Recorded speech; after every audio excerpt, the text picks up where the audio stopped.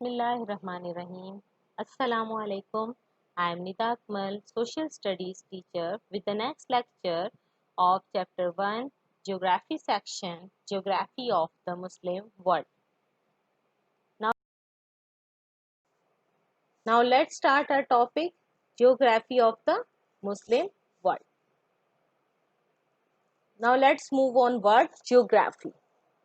Geography is basically a Greek word which have two parts, geo and graphy. Geo means earth and graphy means description, study. So the meaning of geography is the study of earth. Study of earth is basically called geography. Now let's move on second term, Muslim world. Muslim world means where majority of the population is Muslim, where majority Muslims exist, and those states whose government declared that they are Islamic states. So both categories are fall in to the Muslim world.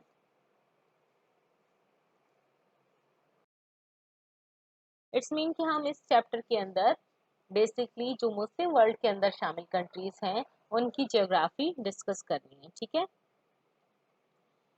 Okay students, in this chapter we will discuss basically हमने कुछ points जो हैं वो मैंने highlight किए हैं कि हमने कौन कौन से पॉइंट्स को इस चैप्टर के अंदर डिस्कस करना है। So in this chapter we will discuss about what does Muslim world mean. सबसे पहले हमें ये पता होना चाहिए कि what does Muslim world mean, Muslim world का क्या मतलब है, मुस्लिम वर्ल्ड से क्या मुराद है यहाँ पर। इसके बाद main religions of the world कौन से हैं, पूरी दुनिया के अंदर कौन से ऐसे रिलीजन्स हैं जो मेनली फॉलो किए जा रहे हैं।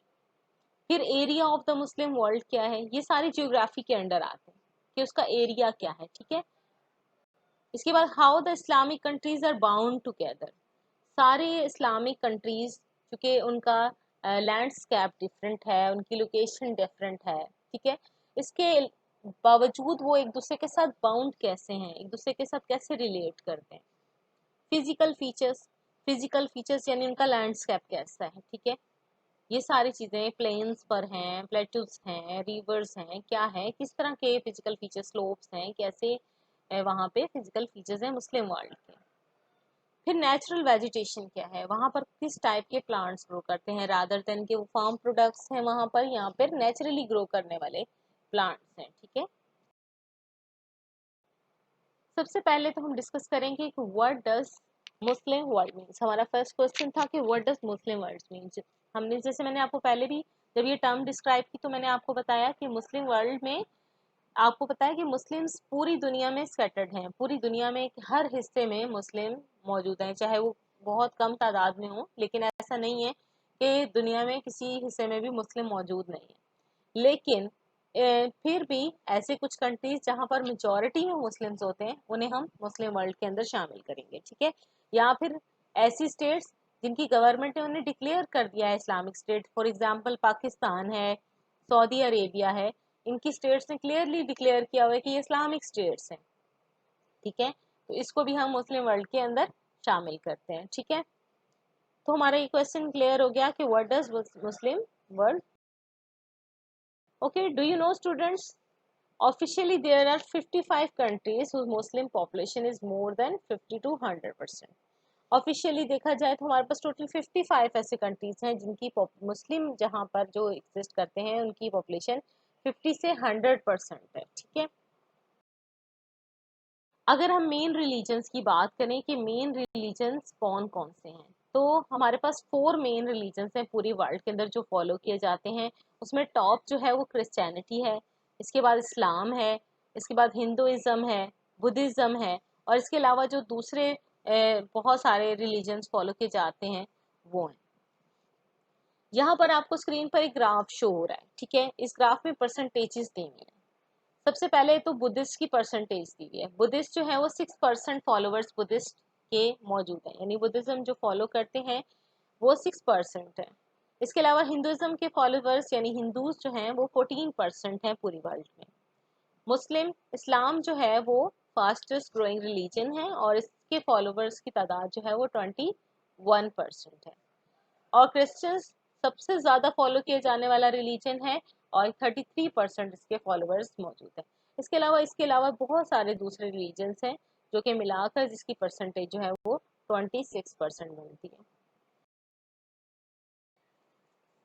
ओके स्टूडेंट्स, ये भी आप याद रखिएगा कि क्रिश्चियनिटी जो है वो is the first largest religion in the world. सबसे ज़्यादा फॉलो किए जाने वाला रिलीजन जो है वो क्रिश्चियनिटी है। अगर आपसे एमसीक्यूज में या ब्लैंक्स में पूछा जाता है तो which is the main religion या फर्स्ट लार्जेस्ट रिलीजन, तो वो क्रिश्चियनिटी ही रहेगा।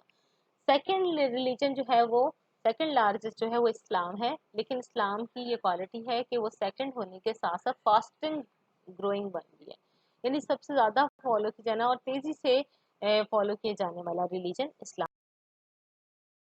अब हम बात करते हैं एरिया की, तो मुस्लिम वर्ल्ड जो है वो basically 15,000 kilometre east to west stretch हुई हुई है और 16,000 किलोमीटर नॉर्थ से साउथ तक फैली हुई है। अब हमने डिस्कस करना है how the Islamic countries are bound together. Different areas होने के बावजूद, different physical feature, different natural vegetation और डिफरेंट कल्चर होने के बावजूद वो एक दूसरे से बाउंड क्यों हैं? तो डियर स्टूडेंट्स, ऑल दो के मुस्लिम जो पूरी दुनिया के अंदर रहते हैं उनके पास क्लाइमेट का डिफरेंस मौजूद है, लैंग्वेज डिफरेंट है, कल्चर उनका डिफरेंट है, लेकिन वो सारे जो एक दूसरे के साथ बाउंड हैं उनका सेम फेथ है, सेम रिलीजन है इस्लाम। इस्लाम के ऊपर उनका बिलीव जो है उन सबको बाउंड किए हुए है। अब हम आते हैं फिजिकल फीचर्स की तरफ। तो आपको स्क्रीन पर एक डायग्राम नजर आ रही होगी जिसमें डिफरेंट फिजिकल फीचर्स को हाईलाइट किया हुआ है। माउंटेनस एरिया है, वाटरफॉल्स हैं, लेक्स हैं, रिवर्स हैं, वैलीज हैं, बीच हैं, ओशन है, ये सारे जो हैं प्लेन्स होते हैं, ये सारे फिजिकल फीचर्स कहलाते हैं, यानी लैंड फॉर्म्स। ये सारी लैंड फॉर्म्स है ना। इसके अलावा बॉडीज ऑफ वाटर भी इसके अंदर शामिल होगी, लाइक लेक, रिवर, बीच, ओशन, वैलीज, ठीक है। और और इसके अलावा दूसरे जो जियोग्राफिकल फीचर्स होते हैं उसे हम फिजिकल फीचर्स कहते हैं, ठीक है। और ऐसा मैप जो कि इन फिजिकल फीचर को शो करने के लिए ड्रॉ किया जाता है उसे हम फिजिकल मैप कहते हैं। तो आपने फिजिकल मैप की डेफिनेशन भी याद रखनी है। Okay students, now let's move on main mountain ranges of the Muslim world. Muslim world की मेन माउंटेन कौन कौन सी हैं? तो मेन माउंटेन रेंजेस जो हैं बेसिकली एटलस रेंज है जो कि नॉर्थ अफ्रीका में है। इसके अलावा हाईलैंड्स हैं जो कि Ethiopia, Yemen, Saudi Arabia, eastern Turkey, Iran में है। और इसके अलावा हाईएस्ट माउंटेन रेंजेस हैं जो रीजन्स हैं जो कि अफगानिस्तान और पाकिस्तान में। पाकिस्तान में हिंदुकश एंड कराकरम जो एरियाज हैं ये बेसिकली मेन हाईएस्ट जो माउंटेन रीजन।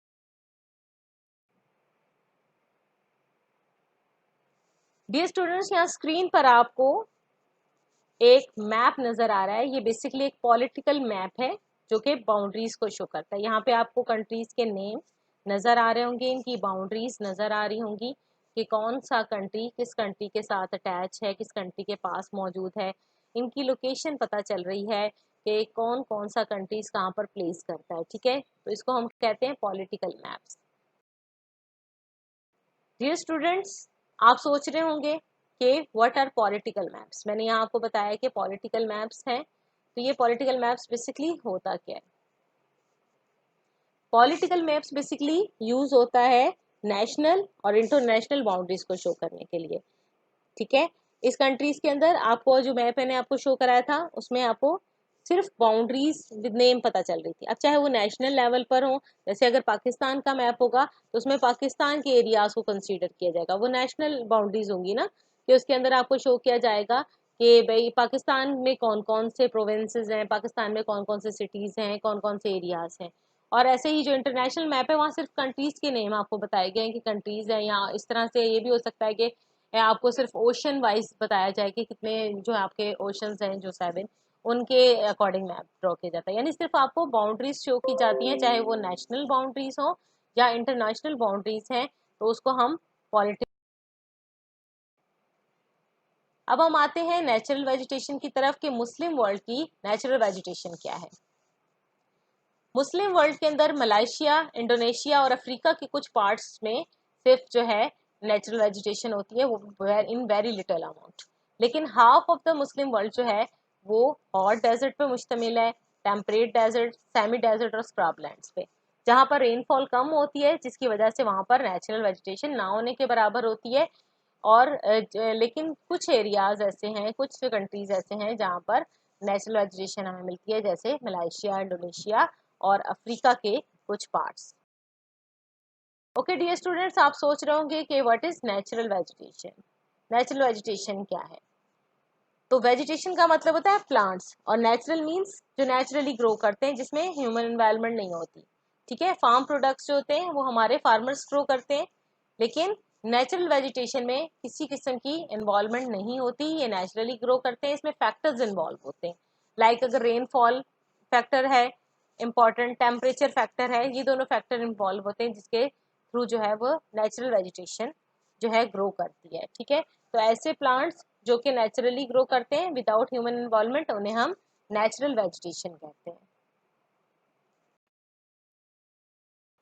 जो डेजर्ट एरिया की वेजिटेशन है मुस्लिम वर्ल्ड में, सिर्फ टफ प्लांट, आपको पता है कि हार्श कंडीशन के अंदर जो ग्रो कर सकते हैं, टफ जहाँ पे रेनफॉल नहीं है, जहाँ पर एक सूटेबल इन्वायरमेंट नहीं है, तो वहाँ पर सिर्फ टफ प्लांट्स ही ग्रो करते हैं जो कि ऐसी हार्श कंडीशन में सर्वाइव कर सकें, क्योंकि उनकी डीप रूट्स होती हैं जो कि वो सॉइल से एब्जॉर्ब करती हैं वाटर और ग्रो करती हैं।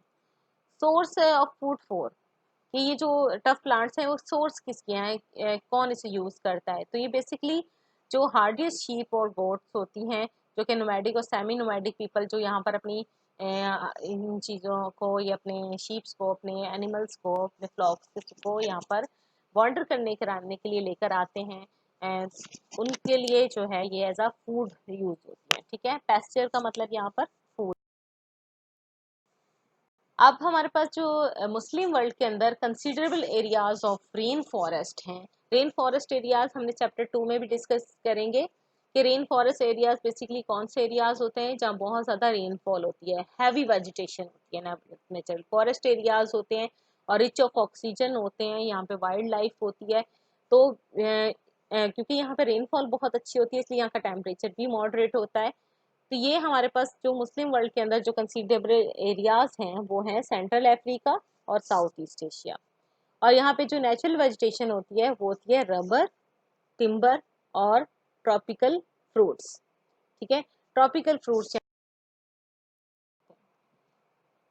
जो मुस्लिम वर्ल्ड के फर्टाइल एरियाज हैं कौन से हैं जहाँ पर हैवी वेजिटेशन होती है। एक तो valleys of the great reverse हैं, ठीक है, द नाइल है, टिग्रिस है, यूफ्रेट्स है, इंडस है, और इसके अलावा दूसरी बहुत सारी प्लेसेस भी अब ऐसी हैं जिन्हें इरिगेशन के थ्रू फर्टाइल कर लिया गया है, जहाँ पर फार्म प्रोडक्ट्स ग्रो करती हैं। ठीक है, फर्टाइल एरियाज वो एरियाज होते हैं जहाँ पे हम लोग फार्म प्रोडक्ट्स जो कि ह्यूमंस को और एनिमल्स को फीड कराने के लिए यूज करते हैं, उन्हें ग्रो किया जाता है। ठीक है,